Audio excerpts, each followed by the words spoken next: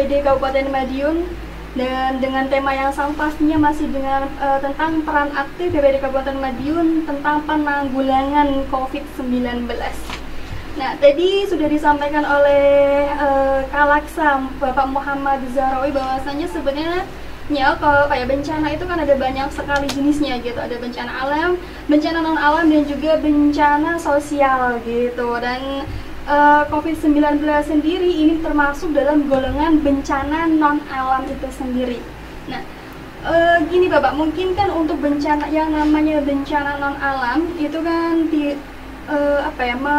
meliputi semua orang pasti akan merasakan wabahnya, dampaknya gitu. Mungkin apakah BPBD Kabupaten Madiun sendiri itu bekerja sama, adakah masyarakat kita selalu melakukan edukasi setiap harinya, kita langsung ada kunjungan kepada masyarakat untuk edukasi itu sendiri? Monggo. Iya, terima kasih Mbak Lika. Di khusus penanganan bencana non alam pandemi COVID-19, di depan tadi sudah kami sampaikan bahwa kami bekerja ini atas nama Gugus. Jadi di bawah kendali Gugus Tim Percepatan Penanganan COVID-19 Kabupaten Madiun. Ketuanya sendiri adalah beliau Bapak Bupati. Kami adalah bagian dari itu. Bagaimana dengan tindakan kami bila mana terjadi perkembangan COVID-19 di Kabupaten Madiun? Prinsipnya kita bersinergi. Tadi kami sampaikan ada tindakan medis, ada tindakan non medis. Jadi BPBD lebih kecenderungan ke tindakan non medis. Sesuatu yang perlu kami sampaikan melalui forum ini, Mbak Lika, bahwa penanggulangan pandemi COVID-19 ini, kalau kita bicara sosialisasi edukasi kepada masyarakat, boleh dibilang bahwa apa yang sudah kami lakukan atas nama pemerintah dan juga Gugus mungkin sudah tidak kurang-kurang lah. Dan yang pasti masyarakat dan masyarakat sendiri, saya yakin, kami yakin mereka juga sudah tahu bagaimana kita harus disiplin diri, katanya dengan perilaku hidup bersih dan sehat. Kemudian kalau keluar harus memakai masker, kemudian ada social distancing, dan terakhir physical distancing. Sekali lagi kami yakin masyarakat itu sudah paham dengan itu. Tapi ini yang menjadi dilematis kita bersama. Tingkat kepatuhan, disiplin secara pribadi seluruh lapisan masyarakat ini yang kami rasa mungkin di awal-awal musimnya pandemik masyarakat agak kenceng, tapi saat ini kayaknya sudah mulai kendor lagi. Nah, ini tantangan kita bersama. Masyarakat menganggap kelihatannya bahwa COVID-19 ini kelihatannya sudah selesai, kelihatannya. Ya memang ini susah karena musuh kita ini tidak terlihat. Beda dengan bencana alam, banjir, tanah longsor, kelihatan secara fisik kan gitu. Bagaimana kita harus bertindak? Lah ini virus corona ini yang justru efeknya juga tidak kalah dahsyatnya. Ini menyangkut keselamatan seseorang. Jadi masyarakat malah kelihatannya menganggap sepele. Nah ini tantangan bagi kami dan juga tantangan kita bersama, bagaimana sebetulnya disiplin diri penanggulangan wabah atau pandemi COVID-19 ini perlu senantiasa kita jaga bersama. Nah ini Bapak sudah ada yang pesan masuk nih dari ini penggemar baru ini ya. Dari 582 ini. Tadi kan di depan kita sempat bahas penyemprotan nih. Selain melakukan penyemprotan ke rumah-rumah warga yang dikira sudah terdampak virus COVID-19, hal-hal lain apalagi yang dilakukan oleh BPBD dalam melakukan penanggulangan COVID-19? Jadi gini, perlakuan penyemprotan disinfektan kepada pasien baik yang PDP maupun yang confirm itu memang sudah bagian dari SOP kami penanganan tindakan preventif agar supaya yang sudah terjadi tidak melebar, kemudian yang belum terjadi ya biar tidak terjadi kan gitu. Selanjutnya juga ada kami bersinergi dengan dinas sosial, kemudian alhamdulillah kami juga melalui forum ini mengucapkan terima kasih kepada warga masyarakat Kabupaten Madiun dan di luar Madiun yang peduli dengan keberadaan kami di gugus percepatan penanganan COVID Kabupaten Madiun dalam bentuk mereka memberikan donasi, Mbak. Gitu. Ya, memberikan donasi kepada kami yang kemudian kami mendapatkan amanah untuk kita teruskan kepada masyarakat Kabupaten Madiun. Jadi pasca nyemprot khususnya yang PDP dan yang positif ini sudah menjadi SOP karena mereka harus mengisolasi diri di rumah. Untuk konsekuensi pemerintah kita memberikan stimulan. Isolasi diri atau karantina mandiri itu kan dihitung dari masa pandemiknya COVID-19 selama 14 hari. Kita hitung-hitung lah, oh sembako atau bantuan logistik pada mereka yang terdampak ini untuk 14 hari seberapa besar sih kan gitu. Nah, ini dinas sosial yang menghitung ya. Kami sekedar untuk pendistribusiannya saja, termasuk donasi dari pihak ketiga. Ini kita teruskan, baik itu sembako, kemudian ada masker, kemudian alat pelindung diri yang lain, ada hand sanitizer dan sebagainya.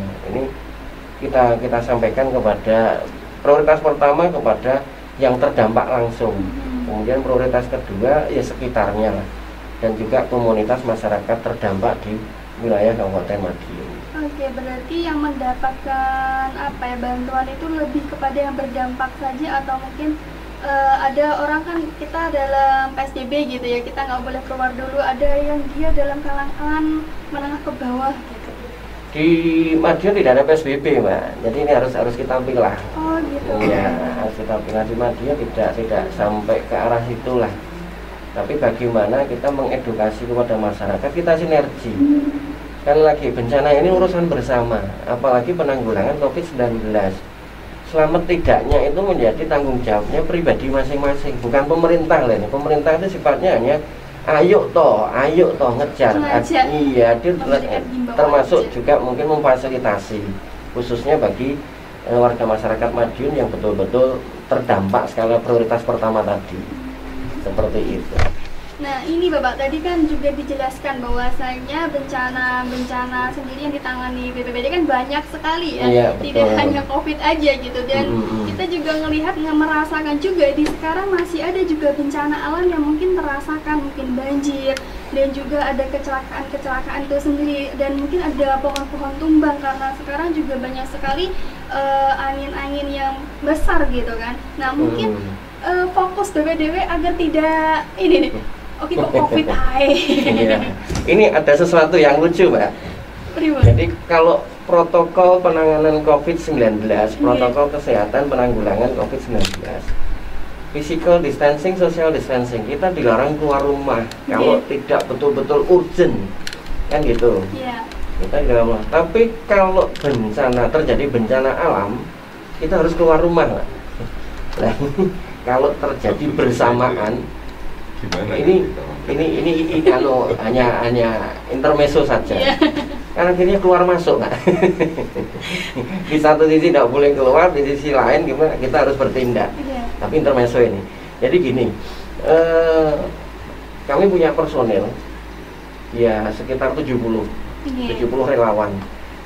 Nah, di BPBD SOP penanggulangan bencana, jadi tadi rekan kami relawan juga sudah menyampaikan bahwa perlu kami tambahkan sedikit SOP penanggulangan bencana di BPBD Kabupaten Madiun, dan mungkin sama di seluruh BPBD se-Indonesia mungkin. Ada laporan masuk diterima di posko piket ini kan 24 jam. 24 jam non-stop berarti? Iya, non-stop dengan dua shift. Kayak ronda kan? Iya, betul. Ini kalau ada laporan masuk terjadi bencana secara real time, kemudian teruskan kepada Pusdal. Ada pusat pengendalian operasional. Dan di situ nanti yang memilih kemudian kapasitas kebenaran terjadinya laporan bencana dan sebagainya. Kemudian kalau memang sudah benar, kita action langsung. Pembagian personil diawali dari petugas piket yang ada di posko. kemudian kita share kepada teman-teman yang ada di lapangan. Jadi yang piket ini kan hanya dalam kapasitas menerima dan action di awal, tapi untuk berikutnya tetap kebersamaan dari teman-teman seluruh relawan. Kita koordinasi dengan pemerintah desa, kemudian ada 3 pilar di desa, semuanya kita libatkan. Jadi sebagai bagian sekaligus untuk mengedukasi. Benar-benar. Ini tanggung jawab kita bersama. Oke, dan ini ada WhatsApp masuk lagi nih Bapak, ingin tanya juga nih dari nomor 824 nih, terakhirnya 824, akhir ini kok gak jeneng apa ya, mau jelok nih jenengnya apa ya? Isin wala kurang pede, biasanya tuh nama saya ini dari sini gitu, kira udah isin apa ancang dari BPBD dengan hari raya yang semakin dekat. Kalau orang desa kan pastinya, kalau himbauan di desa saya sendiri sih Pak, udah nggak boleh keluar rumah, boleh silaturahim tapi sekelilingnya saja, desa ditutup. Nah, perannya dari BPBD itu apa? Jadi gini Mbak, kami di BPBD sudah tidak mikir lagi kapan lebaran, kapan libur, kapan masuk. Tapi prinsipnya kita ini guyonan saya, jam kerja teman-teman BPBD itu 27 jam. Jadi kalau pada umumnya satu hari itu 24 jam, kita 27 jam satu hari. Iya, artinya apa? Kami ingin mengajak kepada seluruh lapisan masyarakat. Kami siaga secara penuh sebagai bentuk tugas kami memberikan sebuah keyakinan, memberikan sebuah pelayanan secara optimal, katanya dengan menjamin rasa aman. Tapi itu tidak cukup tanpa ada sebuah keterlibatan segenap komponen yang ada di Kabupaten Madiun, termasuk secara pribadi masyarakat Kabupaten Madiun. Kalau khusus untuk Lebaran sih kita juga sama sih perlakuannya, ini tidak beda karena kami tidak ada libur. Jadi kita siaga terus, perlakuannya sama, tapi kita berdoa tidak terjadi sesuatu lah. Jadi masyarakat bisa melaksanakan Lebaran ini juga dengan baik. Tapi perlu diingat, surat edaran Bupati juga sudah keluar, SOP pelaksanaan sholat Id dan lain sebagainya. Silaturahmi di masa Lebaran juga bagaimana? Ini kan sudah ada. Sedikit kami sampaikan. Sholat Id nih, dimulai dari perlakuan sholat Id. Nanti bisa ditambahkan, mungkin ada slide-nya. Untuk wilayah yang masuk kategori zona merah,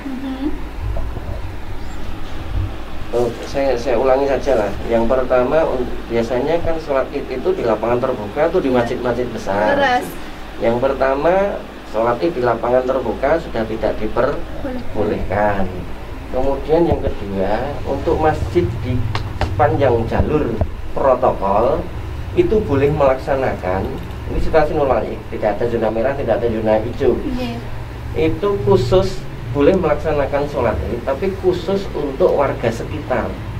Untuk pengguna jalan atau penduduk luar tidak diperkenankan sama sekali untuk gabung. Ini bagian dari pencegahan penyebaran virus corona. Artinya penekanan tegas di sini melaksanakan SOP protokol COVID. Terus kemudian untuk yang wilayah tidak zona merah itu monggo, tapi kembali lagi hanya menggunakan masjid, tidak boleh di lapangan terbuka dan diprioritaskan untuk warga sekitar itu juga. Nah, bagaimana kalau yang zona merah? Nah, zona merah lebih tegas lagi, tidak boleh. Jadi pelaksanaan sholat Id di masing-masing rumah. Jadi seperti itu. Berarti memang ada pembagian tersendiri. Ya, ada pemilahan. Iya, betul. Nah, ini kalau dari segi relawan sendiri ini, dari Pak Mursito ya, Bapak Mursito, pernah nggak sih ngalamin kejadian lucu ketika penanganan COVID-19 ini sendiri di apa namanya, ketika terjun ke lapangan? Iya Mbak, sebelumnya selamat pagi. Walaupun sudah siang tetap selamat pagi bagi kita semuanya yang berada di luar atau di kantor. Untuk kami untuk mendekati hari raya Idul Fitri, apalagi kita sudah menjadi sebagian hidup kita semuanya sudah terjun di dunia relawan ataupun bergabung di kantor BPBD, kita sudah kayaknya sudah lupa ingat Mbak, kalaupun hari besar atau hari raya atau ada acara di luar, kadang kalau kita sudah terjun di dunia di lapangan, kadang kita sudah melupakan segalanya itu. Sudah nggak ingat apa-apa, Iya. yang penting kerja, totalitas, loyalitas tanpa batas. Iya Mbak, itu yang bisa kami sampaikan. Oke, jadi lebih kepada tadi kalau mau libur, mau tanggal merah, mau hari raya, itu pun semuanya tetap berlaku sama Iya, saja. tidak ada tanggal merah atau hari libur kalau kita sudah di jalur kebencanaan. Oke, terima kasih Bapak. Jadi untuk Konco Sekar semuanya nih, betapa luar biasanya ya. Jadi kalau jam kita hanya 24 jam, jam mereka beliau-beliau ini 27 jam. Iya, seperti Luar Bapak biasa. Kalaksa katakan 27 sampai 30 jam. Sampai 30 juga Iya. ya. Oke, dan terima kasih Bapaknya, kita lanjutkan nanti. Dan untuk Konco Mungkin Sekar sekedar semuanya, nambahkan Mbak. boleh sangat. Kalau kami ini sekaligus saya bacakan aja biar Injil. lengkap. Iya. Surat edaran Bupati Madiun. Ini Oke, monggo. perlu Sampaikan. disampaikan dan Iya. harus masyarakat ketahui ini surat Oke. edaran dalam rangka apa itu Hari raya ini ya pencegahan penyebaran virus corona. Oke, monggo. Ini surat edaran Pak Bupati Madiun, ini baru saja terbit ini Mbak Lika. Ini masyarakat harus tahu tentang pelaksanaan perayaan Idul Fitri Iya. di tengah pandemi corona di Kabupaten Madiun. Jadi entry point-nya adalah apa yang harus kita lakukan. Jadi yang pertama, ini masyarakat Kabupaten Madiun diperbolehkan melaksanakan sholat Idul Fitri dengan ketentuan. Ini perlu digarisbawahi dengan ketentuan.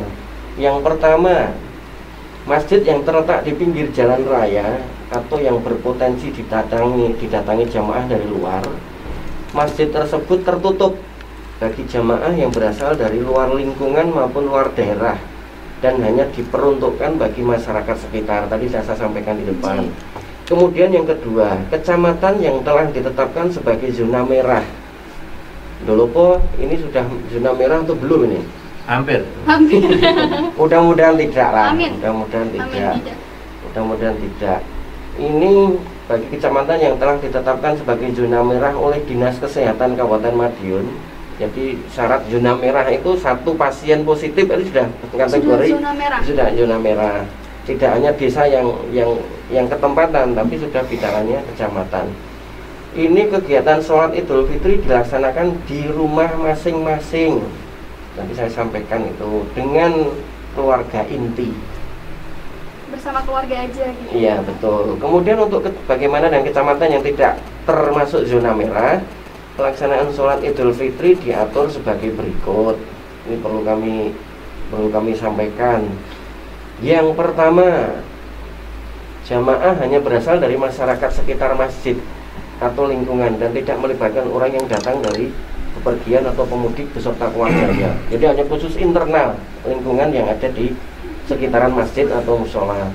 Yang kedua, mematuhi ketentuan protokol pencegahan COVID-19, menyempurnakan berwudu, kemudian mencuci tangan menggunakan sabun, kemudian berikutnya menjaga jarak minimal 1 meter.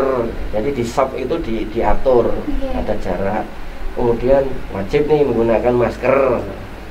Kemudian tidak bersalaman. Nah ini karena budaya kita ini kalau sudah sholat, kalau Idul Fitri itu kan pasti tidak lepas dari itu. Nah khusus ini kami himbau kepada seluruh warga masyarakat Kabupaten Madiun, ojo coba-coba lah, saya hello saja lah, halo bro, gitu aja enggak apa-apa, kosong-kosong nggih, atau niku mawon mboten sah bersalaman. Kemudian membawa sajadah sendiri serta tidak menyalakan AC atau kipas angin bagi musola atau masjid yang ada fasilitas itu, karena bagian kipas angin musola itu melontarkan, mendorong, kan duplek ya, cipratan itu kalau kedorong angin kan tambah jauh jarak jangkaunya.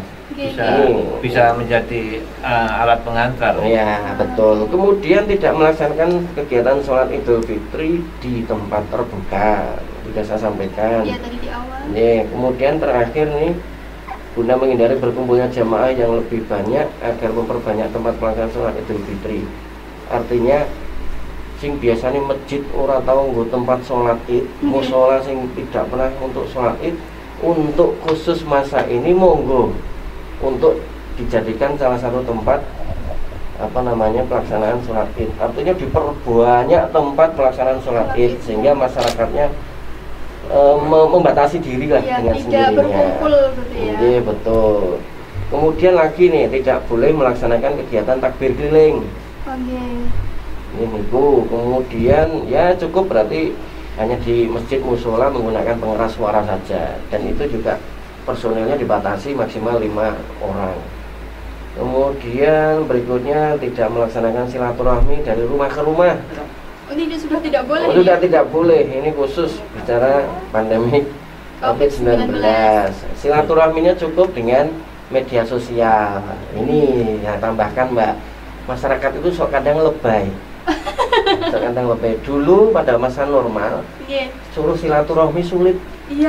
Cenderung WhatsApp saja lah cukup kan gitu. Lah sekarang di masa pandemik yang malah justru diperbolehkan penekanan untuk pakai medsos. Sok lebihnya di situ. Oh, dilarang silaturahmi. Oh, dhisik situasi normal ya mau kon teko nang keluargane dhewe. Saya pikir hanya saya loh itu yang merasakan. Nah, ini perlu kami sampaikan biar masyarakat juga tahu. Ini sok lebihnya di situ.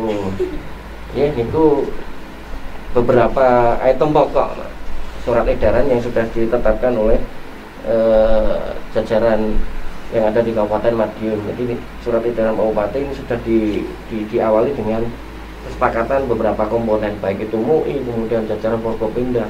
Sudah ada telaan lah. Hal ini harus dikuatkan dalam rangka memberhentikan penyebaran virus corona yang ada di Kabupaten Madiun. Intinya adalah pemerintah ingin menyelamatkan warga masyarakat Kabupaten Madiun secara keseluruhan. Selamat pun nomor 1. Terus nomor wahid lah, di atas sehat, di atas kebutuhan yang lain. Selamat wis lebih dari segala-segalanya. Begitu Mbak Lika. Tergantung kepada diri kita, kesadaran kita dalam mematuhi dari anjuran dari pemerintah Kabupaten Madiun sendiri terutama ya. Iya betul. Jadi emang kadang tuh yang membuat saya lucu emang ini Pak, warga plus 62 tuh lucu, yang dilarang itu yang dilaksanakan. Tetapi ketika yang dianjurkan itu ya wes lah katanya yang ini ya. Lucunya plus 62, tapi semoga kita untuk khususnya warga Kabupaten Madiun tidak demikian. Iya gitu betul. Ya. Karena itu ketika kita lihat kalau saya pribadi jalan-jalan ke Madiun terus Kenderopo arah ini aja dari Solo Kenderopo itu aja sudah banyak sekali masjid ataupun musola.